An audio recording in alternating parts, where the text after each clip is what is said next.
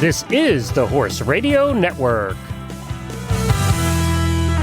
This is episode 62 of the Wisdom by WESA show on the Horse Radio Network.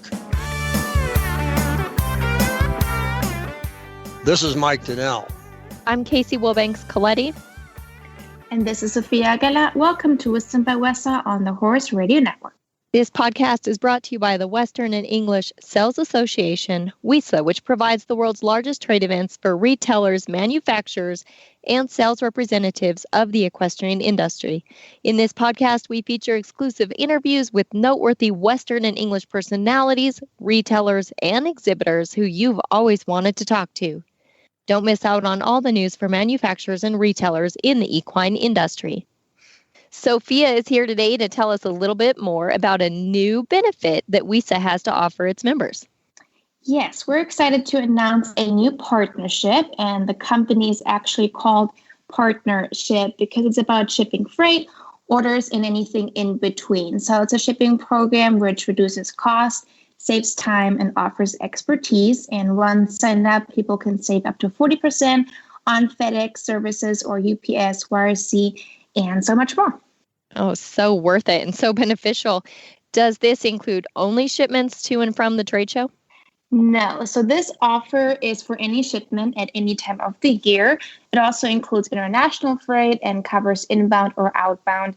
And it's actually available to exhibitors and to retailers. Or really anybody. So retailers can also use this to mail orders to end consumers, for example. Awesome. Sounds amazing. How can they sign up? So people can enroll by going to partnership.com/WESA and follow the instructions. Again, that's partnership.com/WESA. And then more information has also been emailed out, and you can find an intro video just to explain a little bit more on WESA's Facebook page, which is at WESA Trade Show. Wonderful. And thank you, as always, Sophia. Today, exciting show. I could be wrong. Correct me, Mike or Sophia, if I am. I think this is our first repeat guest on the show, and Mike has the pleasure of getting to introduce him. It definitely is. Back in November of 2018, Ryan Vaughn of Rio Mercedes was a guest on our show to talk about his companies and their boots. Today, he's joining us again to help us catch up on what's been happening in the Western boot world and some unique marketing strategies his company is undertaking. Ryan Vaughn, thank you so much for joining us again on the Wisdom by WESA podcast. It's a pleasure, Mike. Thanks for having me. I look back in the records. It was November of 2018 in one of our single-digit number shows that you first came on. We've had a lot of shows since then, and your company has made a lot of progress since then. Let's just kind of chat for a minute. Give us a quick summary of some of the major highlights from the time you were here, 2018 to now, and then let's focus in a little more on what's happening today in your business and in the Western boot business. Boy, that's a good question.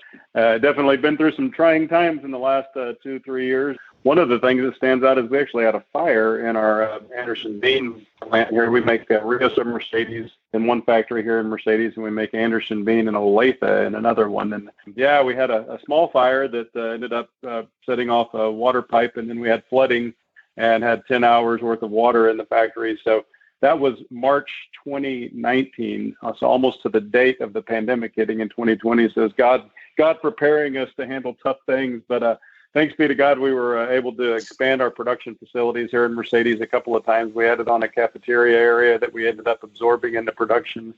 And we're, in fact, in the process of expansion right now, too, buying more machinery. And we've got about 17 employees that we're training, but a lot of good things with domestic. The trend towards American-made products continues to steadily grow to the point that we have to turn down quite a bit of opportunities to manufacture for some white label, private label customers that keep approaching us. But things are going well in Mexico as well. We manufacture a few of our brands, Horsepower and Macy Bean, in our kids line down in Leon, Guanajuato. Thankfully, production has steadily increased down there, and we've been able to expand our presence with those brands. And now we're doing a genuine exotic program we call a Horsepower Top Hand Collection that we've released in Denver last year at WESA, and have a phenomenal response to that, and that continues to grow. And a lot of good things. We've added a few new sales reps and moved into our showroom in Dallas. I had our first show in January, as you're well aware, and gosh, lots of good things going on. Thanks be to God. And when we talked prior to the show last week, you said that despite COVID, business was very good. It has been, yeah. Folks in rural America had more time than ever to work and build fence and to, cut hay. And so I think with a lot of the distractions of sports and activities and traveling, I think people just really did a lot more stuff that was outside and involved wearing cowboy boots. And I mean, we heard the same thing from saddle and tack and hats. People were riding and people were competing, and thankfully we reaped the benefits from that. Well, I think, and we've heard that from other people in the Western world, if you will. Now, I know you've got a new investment in a new showroom in Dallas, and as I understand it, you did a few interesting marketing things in Dallas as well. Oh, yeah, this is the first time for us to have a permanent showroom, which was really exciting for us for the first thing. We used to always be in the temporaries, and kind of to be there in the middle of all of the brands that, we've grown up admiring and respecting. And we try to always have a little fun. And one of the things that we do, I'm assuming maybe you're talking about our big old Black Angus bull, but we took a couple like my daughter goes to school at A&M, and whenever we were leaving one of the restaurants, they had a big bull outside of it, Potter's Restaurant. And I said, boy, that'd be cool to have one of those in our market showroom. So we tracked down where they make them up in Carrollton, and we bought a couple of them. We had a gentleman do some hand painting of our logos on them, and have one in our showroom and then one out in the foyer area there, sitting area in the hallway. So I had a lot of action, a lot of social media pictures, and a lot of fun with that. So we always try to be creative and do something a little bit different. And so we played around with that, and we've had a whole kind of campaign with good boots, no bull, koozies and shirts and caps and things for freebies and giveaways. And well, it takes, and Casey can chime in on this as well, it takes some creativity to set a product line and a brand apart when the product line has been around for almost ever, and the company has a long history. But as you said, the companies that you also respect and compete against. So we admire you for keeping a creative eye open to find that just distinguishing difference between you and the competition, so people remember you, remember the name, remember the enjoyment they had of going to that booth. And I think you're to be congratulated for that. Well, thanks. It is a challenge. I mean, people say, whenever people come to our boot factory, they're like, wow, it's just, you had no idea there could be so many combinations. They just think, oh, it's a cowboy boot. I mean, how many things can you do with a boot? We're always trying to push the limits and using new hides and using new color combinations and textures. And, it's one of the things that we really value, the partnerships with our suppliers as well as our retailers. And our suppliers tend to come to us with neat, we'll hit the market fast, and we'll take it to get it out on the road and show it to retailers and make samples pretty quick. And so our retailers like it because they've always got something different and things that they can, they've got to differentiate themselves as well. And that's, the partnership that we have is because we don't sell direct. We only do wholesale. Our we can't sell product if our retailers aren't selling it. And so we've got to make sure that they always have what they need when they need it, and have something different that they can make some money on. We need good brands in our stores, it's all of our retail stores that they can sell and be profitable, so they can continue doing business. Our fashion expert is Casey. She can talk more to the fashion side of the boot world. She has other talents as well. Believe me, I'm not trying to pigeonhole her, but she knows this is not one of my strengths. So I'm going to let her talk about that a little bit. What an introduction. I don't know how accurate all that was, but nonetheless, congratulations on your new showroom. That's super exciting. And I have to imagine now being at WESA in Colorado and now also Texas, it has to be an exciting change among other things, but I'd like to hear specifically from your thoughts about the move to Texas and, just your excitement for the future of it, the home being in Texas. Yeah, obviously it was a source of contention for several years there, and I just want to applaud. I know Patrick Powers was on your show last week, and I just want to applaud the board, and we've got several sales reps that are on there. Scott Tucker did a great job, but the vision and it was really tough. There was a lot of people that were really upset about leaving Denver, and as much as we love Denver and we love the city, the vision to see what Dallas could provide, and the folks over there, Bailey Watson and Cindy Morris, are just bent over backwards to welcome us and to make sure that we had everything that we needed in the crew to set up. So, yeah, it was, we'd missed the traveling and the restaurants and the scene out there in Denver, but boy, that's nothing like walking into that Dallas market, and you just feel the electricity and the energy in there. And like I said, being there, all of us, but the temporaries and the permanents, there was an energy in there of people were there to do business, and that was exciting. I mean, you work so hard, and gosh, talk about talents, and you're being the fashion side of things. I mean, my wife is the one that did our entire showroom, and I mean, as much as I trust her, it was still really scary just trying to, do we have enough lighting? Do we have enough tables? Is there enough space in between? Do the chairs slide? Is a refrigerator, whenever we fire everything up, do we have enough electricity? And boy, thankfully everything just came together, and right. We can have a market, but if retailers don't come, then it's that was really exciting, as the turnout was just phenomenal. So yeah, really exciting. Especially considering the pandemic that we've all been dealing with for so long now, and hopefully we're not at the height of it anymore. But nonetheless, I think it was people really stepping out and showing where their loyalty is. And so I just wish really great things. And I think it's great things to look forward to for the next show, even more growth and more attendance. But speaking specifically about the brand Rios of Mercedes, in my opinion, that line just screams pure luxury and quality, and it has remained, that luxury boot of choice by some of the most elite in the Western industry for so very long.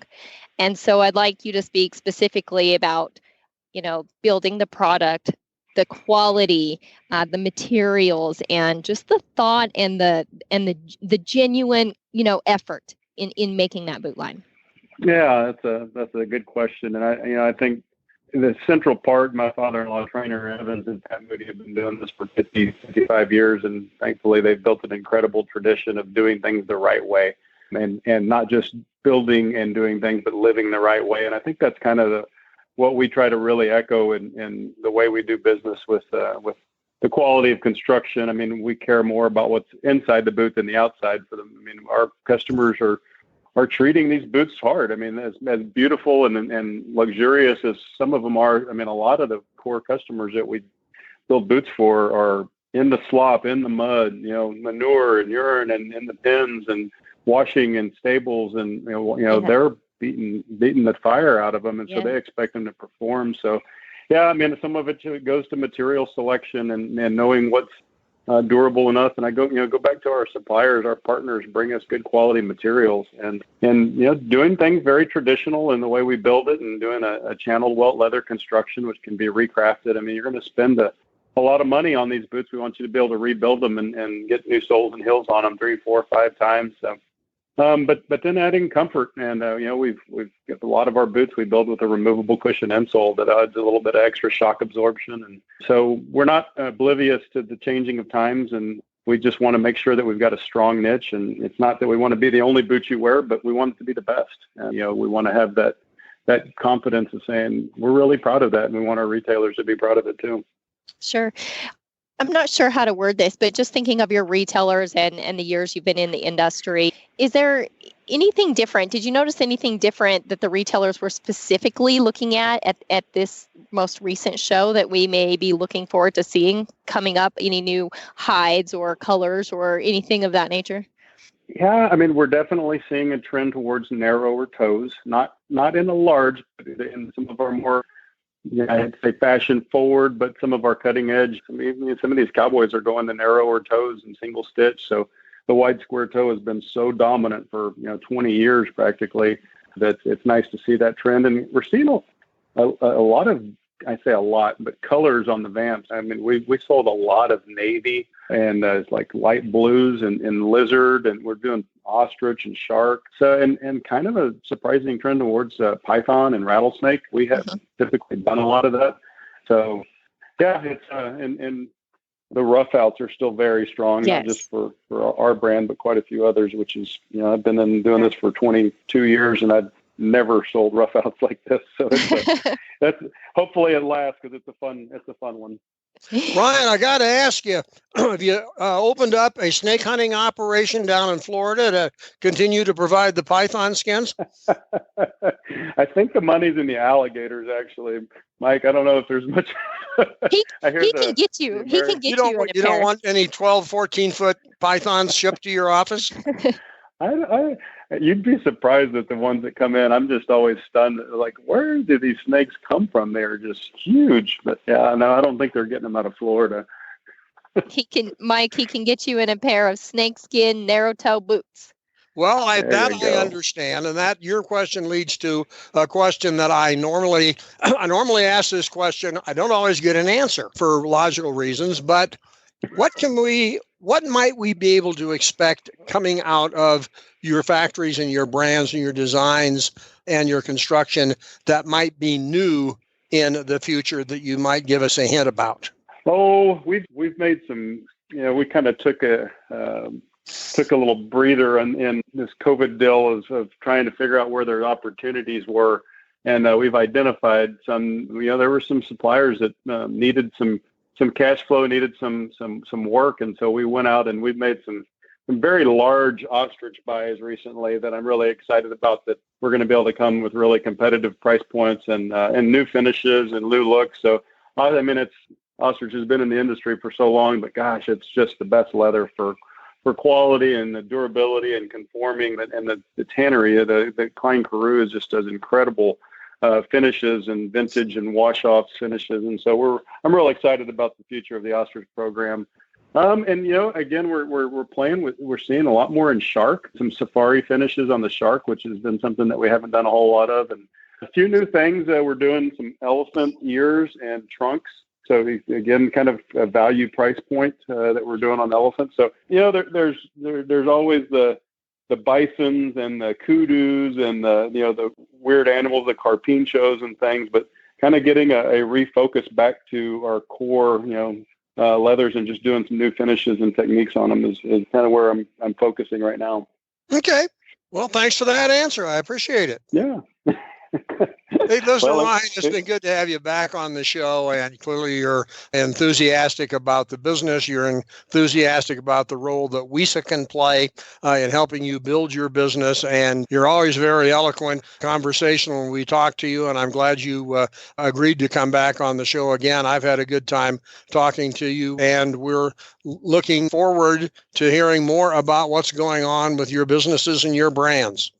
Thank you. I always enjoy it, and I really appreciate y'all putting this podcast together. My wife and I always enjoy it on road trips, and y'all do a great job of supporting our industry. And we need good people promoting the Western industry and lifestyle, so we're very grateful for that. Well, thank you, sir. Thanks, Ryan. Make it a great day. The show notes and links from today's show can be found at the wisdombywesa.com website. And as always, we'd love to have your feedback. There's a contact button on that website. The Wisdom by WESA show will be published on the 15th and 30th of every month. You can listen on most of your favorite podcast players. You can also listen on the Horse Radio Network app on iOS or Android phone. Just search Horse Radio Network in the App Store. It's free and it's super easy to use. Be sure to visit all the great shows on the Horse Radio Network at horseradionetwork.com. Thanks for listening to the Wisdom by WESA podcast. WESA, where the industry meets.